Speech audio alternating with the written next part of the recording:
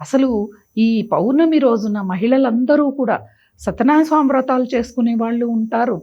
వరలక్ష్మి వ్రతాన్ని శుక్రవారం కాకుండా పౌర్ణమి రోజున అమ్ముకునే వాళ్ళు చాలామంది ఉంటారు ఈ రోజున. అటువంటి అద్భుతమైన పౌర్ణమి ఈ యొక్క పౌర్ణమి.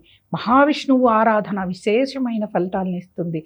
ఎందుకంటే శ్రవణ నక్షత్రం మహావిష్ణువుది కాబట్టి ఈ శ్రవణ నక్షత్రంతో పౌర్ణమి శ్రవణ నక్షత్రంతో కూడుకుంది కాబట్టే శ్రావణ మాసం, శ్రవణం వినటం ఇవన్నీ కూడా. కాబట్టి ఈరోజు మహావిష్ణువు యొక్క ఆరాధన అనేక ఫలితాలను ఇస్తుంది. లలితాదేవి యొక్క పరిపూర్ణమైన కళలను ఆస్వాదించే రోజు కూడా పౌర్ణమే. ఏ పౌర్ణమికి చేసినా చేయకపోయినా ఈ శ్రావణ మాస పౌర్ణమిని మీరు అద్భుతంగా వినియోగించుకోండి. మౌనంగా ఉండండి. మనం ఈ నిర్వహించవలసినవి నిర్వహించుకోండి. పూజాదికాలు చేసుకోండి. భక్తితో సాంప్రదాయంగా ఉండండి.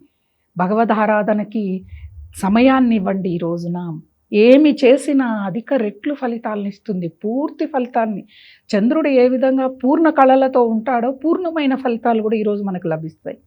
కాబట్టి శ్రావణ మాసములో వచ్చే ఈ పౌర్ణమిని అందరూ కూడా భక్తి శ్రద్ధలతో సాంప్రదాయంగా జరుపుకోవాలని కోరుకుంటూ ప్రతి ఒక్కళ్ళకి కూడా శ్రావణ మాస రాఖీ పౌర్ణమి శుభాకాంక్షలు.